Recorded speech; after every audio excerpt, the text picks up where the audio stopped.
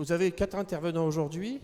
Vous avez en premier lieu Philippe Blo-Lefebvre de l'Académie du Sens qui va intervenir sur la notion des formes et vous-même dans votre propre déco. Vous avez ensuite Olivier Saguez, designer, urbaniste, architecte, qui va vous montrer l'évolution dans des mondes auxquels vous ne pensiez pas en dehors de votre maison, mais l'installation de la décoration à nouveau dans les bureaux, des lieux de vie quand même de 8 heures par jour. Patrick Fray, donc la maison Pierre Fray, qui va vous expliquer justement les évolutions qu'il y a dans le métier sur les éditeurs de tissus, papier peint et autres, vers les milléniums, ces fameux clients de 30 ans, 35 ans et autres qui ont des aspirations, et comment avec des maisons qui ont, je dirais, un siècle d'existence, eh bien, on est totalement moderne. Et en dernier lieu, Marie Desnos, qui est Marie-Claire Maison, pas à présenter, vous êtes bien évidemment tous des lecteurs ou lectrices, sur tout ce qui est la tendance sur le papier peint, les tissus et autres. Donc Laetitia va pouvoir commencer, et après, chaque intervention, à la fin, vous pourrez poser les questions, ça sera un débat. Merci. Alors, est-ce que vous nous entendez bien déjà? Bah oui, allez-y, applaudissez-les. Carole Locatelli et Hugues Charru qui s'occupent de Paris Déco-Off avec brio chaque année. Et ça fait 10 ans, hein, ce sont les 10 ans cette année. Je pense qu'en arrivant là devant l'hôtel de l'Industrie, vous avez vu le canapé et la commode surdimensionnée. Vous imaginez bien que pour les 10 ans, il fallait trouver une idée pour prendre de la hauteur. J'espère que vous avez été quand même impressionné par ça. Alors, on va démarrer avec Philippe Blo-Lefebvre. Bonjour Philippe. Bonjour. Alors Philippe, vous avez été homme d'affaires pendant 30 ans et puis vous êtes devenu expert en géométrie sacrée. Aujourd'hui, vous êtes conférencier international, médiateur du sens, président de l'Académie du Sens. Vous allez commencer à nous expliquer déjà ce que c'est que la géométrie sacrée. Oui, alors la géométrie, c'est la science des formes et le sacré, c'est ce qui nous relie à l'univers, à tout ce qui nous entoure. Donc ça n'a rien à voir avec le bon Dieu. Le sacré, c'est ce qui est important et ce qui fait que nous sommes là. On l'entend pas bien aussi? Comme ça? Alors, est-ce que vous entendez bien? Dites-nous. Oui? Ok, super. Les formes et le sacré, eh bien, il y a des mots très courants que nous utilisons plus ou moins bien d'ailleurs, qui sont le mot formidable et le mot sensible. Dans les deux mots, il y a d'une part forme, id, able, capable de la forme, et sens, ible, être capable du sens. En fait, quand on a compris le sens, on est capable de la forme. Et donc, le propos ce matin, c'est que la forme est le média du sens. Si nous voulons transmettre le sens de ce que nous sommes, de notre raison d'être, eh bien, nous pouvons créer une forme qui va le transmettre aux inconscients qui nous entourent. Alors, moi j'aime bien les choses un peu concrètes, hein. On prend un exemple concret pour mieux comprendre tout ça, l'exemple du ballon rouge. Ah, en fait, oui, pour illustrer ça, vous avez tous connu l'histoire de Ballon Rouge. Ballon Rouge, donc cet enfant qui tire un ballon. Alors, qu'est-ce qui est important pour cet enfant? C'est le ballon, on est bien d'accord, hein? Mais qu'est-ce qu'il tient dans la main? C'est la ficelle. Alors le ballon, c'est le sens, et la ficelle, c'est la forme. Et donc, si vous enlevez le ballon, qu'est-ce qu'il fait l'enfant avec la ficelle? Ça ne l'intéresse pas, il la lâche. Et donc le sens, quand il n'est pas là, la forme n'a aucun intérêt, elle n'a pas de portée. Par contre, si vous tenez la forme parce qu'elle est porteuse elle-même d'un sens, vous n'allez jamais lâcher le ballon, et là, vous allez pouvoir communiquer et trouver votre joie et votre bonheur. On comprend tout de suite mieux. Ah, voilà. Voilà. Et comment ça se traduit en déco, cette histoire-là? Est-ce que ça a un rapport, par exemple, avec le feng shui? Alors, bien sûr. En fait, quand j'ai commencé à travailler sur ce sujet il y a une quinzaine d'années, je me suis rendu compte du fait qu'effectivement, et c'est devenu mon élévateur pitch, la forme est le média du sens, mais on me parlait beaucoup de feng shui. En fait, le feng shui, c'est l'évolution de la géométrie sacrée depuis 1000 ans. Et il y a 1000 ans, on faisait déjà des cathédrales, c'est-à-dire qu'on appliquait déjà des formes à du sens. Alors la différence qu'il y a entre les deux, en fait ça se complète. Il y en a un qui est plus sur créer l'harmonie dans du vivant, donc le minéral, le végétal, l'animal et l'humain. Ça c'est la géométrie sacrée. Et le feng shui, c'est plus mettre en place les conditions du bien-être. Donc être bien, eh bien c'est beaucoup plus orienté vers l'individu. Il y en a un qui est plus orienté vers l'individu, l'autre qui est plus orienté vers l'harmonie collective, ambiante. C'est comme ça qu'on pourrait les comparer, et les deux se complètent parfaitement. Et donc là, on voit une photo qui est le quartier de la Muette. Ah oui, alors ça c'est une histoire très amusante qui montre bien un peu comment ça marche.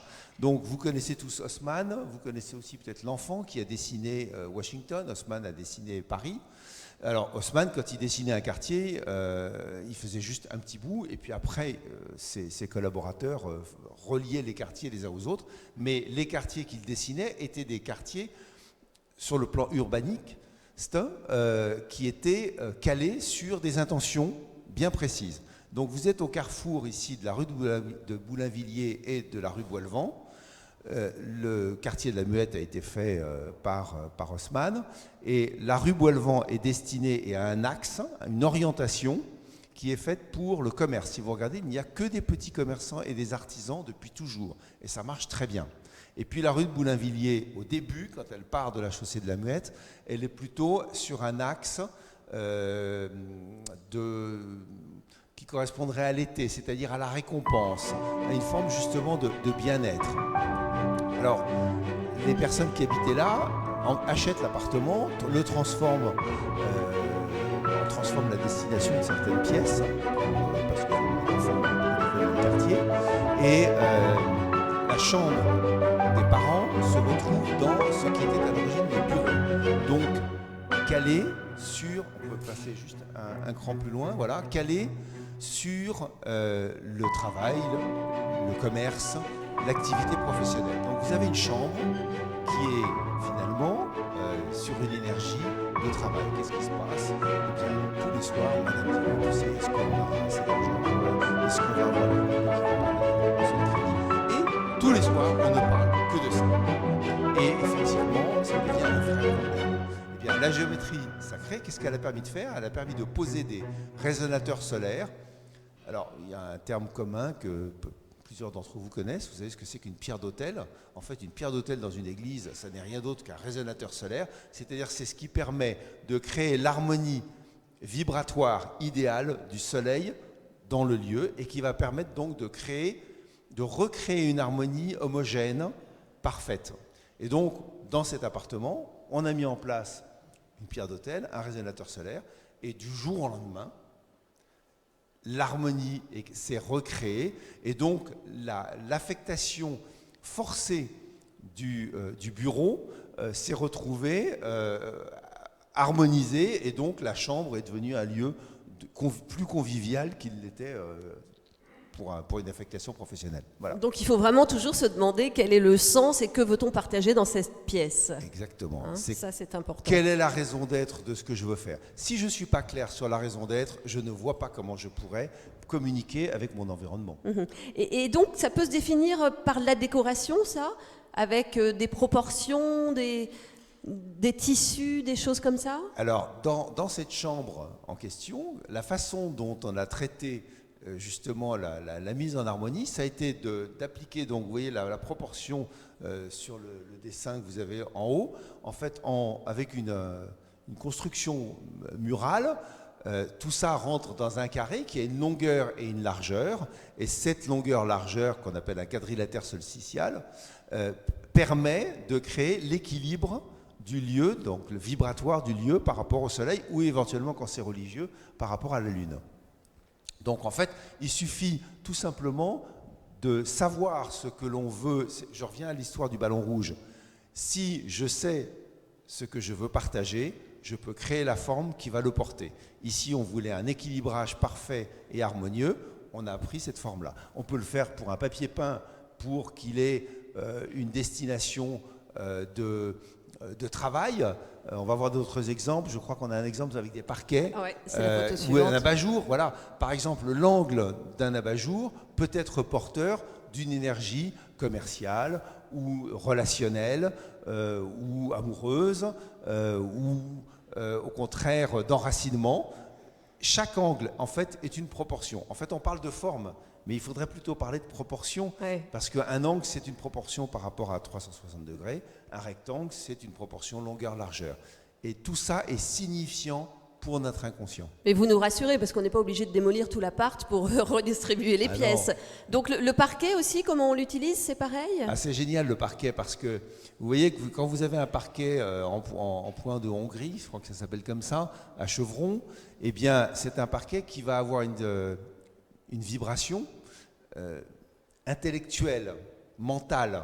C'est très mental. Donc si vous avez une salle à manger et que vous mettez un point de Hongrie, vous allez avoir une salle à manger dans laquelle les gens vont parler, vont s'exprimer, vont échanger.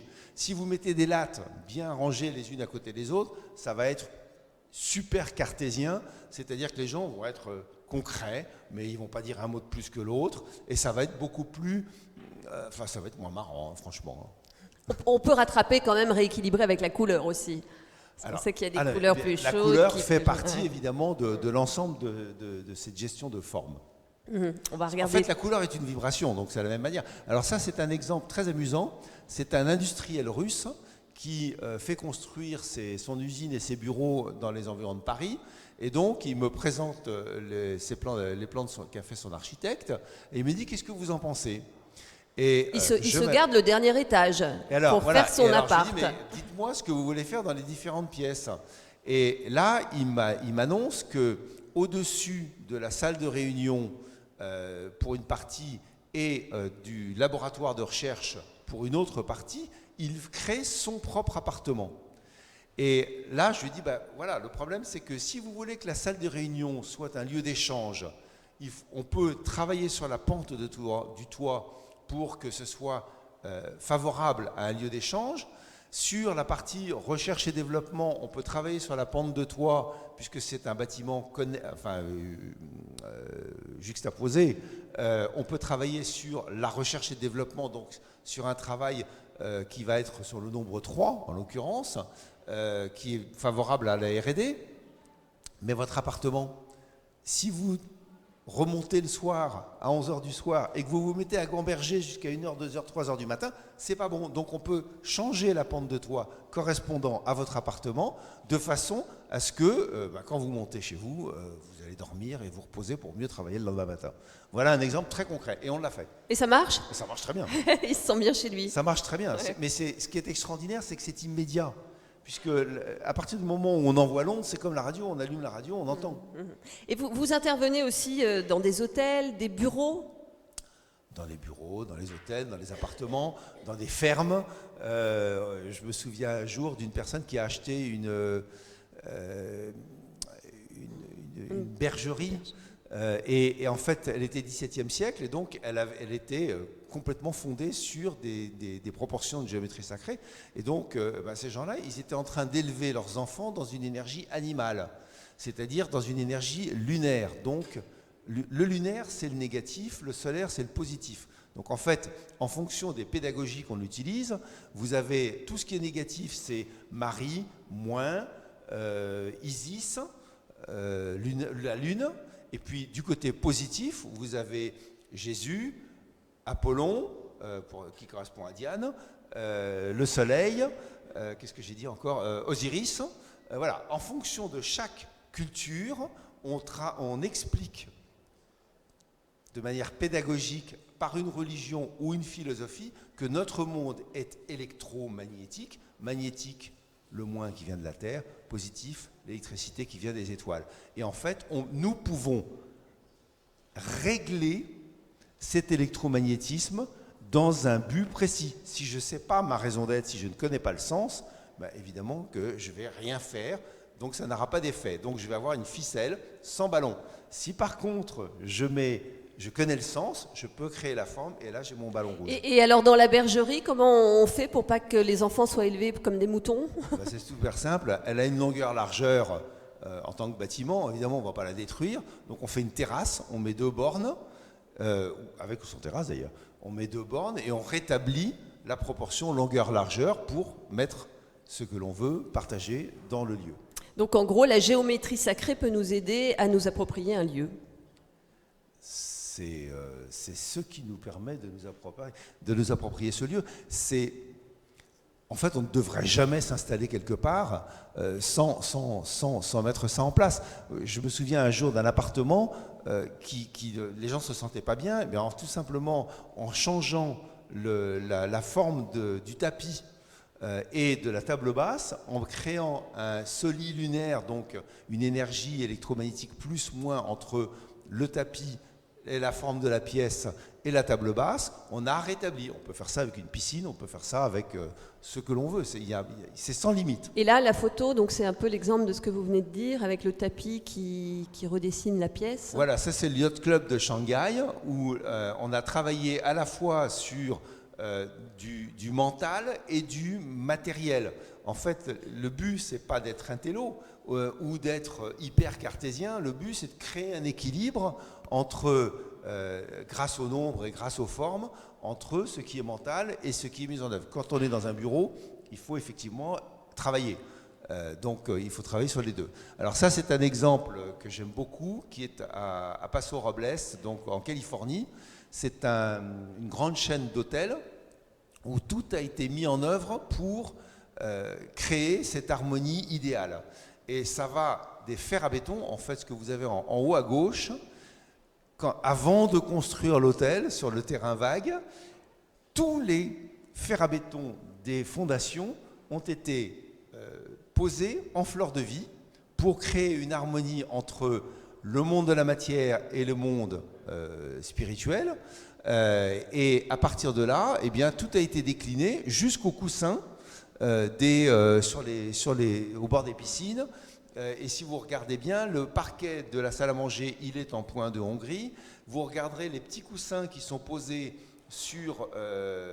pour s'adosser dans la salle à manger, ils sont pointant haut, c'est-à-dire que ce sont ce qu'on appelle des carrés basculés. Donc c'est une manière d'utiliser le carré qui est la matière horizontale, mais on le tourne de 45 degrés de façon à ce qu'on utilise la matière à une fin mentale, spirituelle, de bien-être. Voilà, ce sont des exemples à la fois d'organisation et de création. Et concrètement, comment ça se traduit? Les gens sont mieux? Ça se traduit. J'aime bien cette phrase de Marcel Dassault qui, en visitant ces ingénieurs, il regarde ce que fait un de ces ingénieurs et il lui dit « Monsieur, un bon avion est un bel avion. Si vous ne mettez pas votre cœur dans ce que vous êtes en train de faire et que vous n'êtes que cerveau gauche en train de faire quelque chose de mathématique, vous allez avoir un avion qui va être un char d'assaut. Mais si vous mettez votre cœur, vous allez avoir un avion de chasse. » Alors, quand vous regardez les deux mots char d'assaut et avion de chasse en parlant d'un humain, vous voyez la différence. Il y en a un qui est sensible, capable du sens, et l'autre qui rentre dedans, mais il ne se passe rien de vraiment concret. Et c'est ça l'image de Marcel Dassault. Alors, votre conclusion, Philippe? Ma conclusion, eh bien, c'est que les proportions, les formes sont notre moyen en tant qu'humain de transmettre ce que nous avons dans le cœur, notre sensibilité. Donc, si vous voulez créer un décor que vous voulez partager et par lequel vous voulez partager quelque chose, soit en termes d'utilisation du lieu, soit en termes d'agrément, eh bien, il faut être clair sur qu'est-ce que je veux en faire. Et à partir de là, il y a 8 techniques qui permettent de le mettre en œuvre. Et ces 8 techniques, je ne veux pas me faire de publicité, mais je les ai décrites parce que ça n'avait jamais été fait de manière exhaustive. On était dans le monde du secret, mais on est à une époque où il faut partager les secrets, il ne faut pas les garder. Et donc, c'est effectivement... Cet ouvrage, La force de la forme, Philippe Blot-Lefebvre. Voilà, qui a été retenu par l'UNESCO parce que c'est la première fois qu'on faisait le lien entre 10 000 ans de tradition et la physique quantique et l'épigénétique. Donc voilà, on est dans quelque chose qui est quand même très scientifique. Merci beaucoup Philippe. Alors évidemment, revenir à la peinture, est-ce qu'une peinture, justement, un tableau peut rééquilibrer l'histoire de la géométrie sacrée? Ça peut redestiner une pièce? Complètement. En fait, c'est toujours un problème d'harmonie. Un canapé ultra moderne sous un Winterhalter, ça a de la gueule. Alors après, on peut travailler sur le cadre et justement intervenir sur les proportions du cadre de façon à pouvoir envoyer une énergie. Et on parlait tout à l'heure vous parliez beaucoup de papier peint et de tissu. Moi, j'ai fait ça très souvent chez des gens. On encadre le tissu ou le papier peint sur le mur et la proportion de ce qu'on met est justement la forme qu'on veut faire vibrer dans la pièce, dans un but d'usage. Parce qu'en fait, c'est l'usage qui compte. Ce qui est formidable d'avoir des gens passionnés, c'est qu'il y a une question, puis après, on se met à parler de plein de choses. Donc, si je peux ajouter juste une chose, c'est que l'art, si ce n'est autre chose que l'expression du sens de ce qu'on veut partager, il y a toute forme, toute possibilité de forme. En fait, après, on crée une harmonie, mais l'art n'est qu'une expression du sens. Donc après, c'est à chacun de faire les mariages qui lui convient. Je ne pense pas qu'il faut les opposer, au contraire, il faut essayer de les marier. Bonjour, moi j'ai une question pour Monsieur Blot-Lefebvre. On parlait aujourd'hui de minimalisme et de décoration qui s'emballent.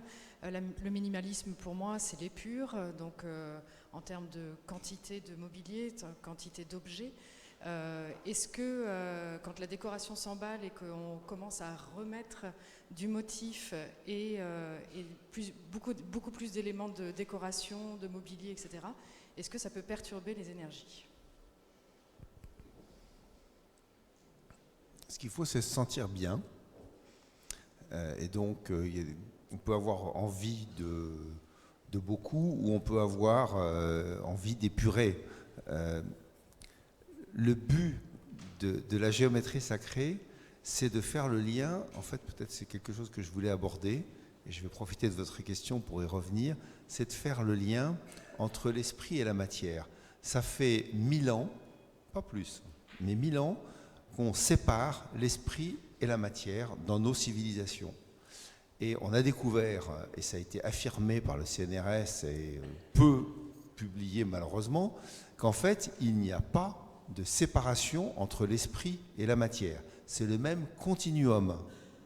Donc, et ça c'est la physique quantique qui nous l'apprend, c'est notre 21e siècle. Nous ne devons pas opposer l'esprit à la matière, nous devons utiliser l'esprit pour faire de la matière et utiliser la matière pour évoluer spirituellement. C'est comme ça que ça doit marcher. C'est ça le nouveau monde dans lequel on est en train de se placer tous les uns et les autres. Notre environnement doit nous aider à faire ça. Si j'ai besoin de beaucoup de symboles pour m'extraire de la culture qu'on m'a imposée depuis ma naissance, ça peut être une phase de ma vie. Et puis peut-être que je vais passer dans une deuxième phase qui va être beaucoup plus épurée, ou au contraire, je vais supprimer tous les objets d'art de la famille, etc., pour n'en garder qu'un ou deux, et les mettre dans un contexte, les mettre en valeur, par une forme, pour qu'ils transmettent ou me faire vivre un ressenti. Et ce ressenti, il va avoir effectivement un lien avec l'activité que je vais avoir dans la pièce. Et c'est pas pareil d'être dans un salon, dans un bureau, dans une chambre à coucher ou dans une cuisine. Donc, en fait, il n'y a pas de bien, il n'y a pas de mal. Il n'y a que ma manière d'être clair. En fait, ce qu'il faut, c'est clarifier nos intentions. Si je ne suis pas clair dans mes intentions, je ne sais pas où je vais. Si je ne sais pas où je vais, je ne sais évidemment pas quel moyen de locomotion, ni quel moyen de transport, etc. faire. Si je sais où je veux aller, mon intention est claire, je peux commencer à m'organiser, à mettre du sens, au sens de la raison d'être, dans ce que je vais utiliser comme moyen d'aller plus loin. Et là, ça va se faire tout seul. Ça devient très clair. Et puis les photos qu'on a vues, et notamment des maisons de Pierre Frey, c'était chargé parce que l'idée sur la photo, c'est de montrer beaucoup de choses et d'oser justement pour provoquer chez nous des envies et des désirs. Mais peut-être qu'à la maison, on peut jouer ça avec parcimonie. C'est comme le papier peint, on a souvent dit, c'est un lait, voilà. Donc à nous aussi de doser pour pas être étouffé non plus par la déco. Ben, super, on vous souhaite un très bon Paris Déco Off. Allez vous balader, allez voir les showrooms et rêver, et puis faites-vous de beaux intérieurs. Voilà ce qu'on vous souhaite.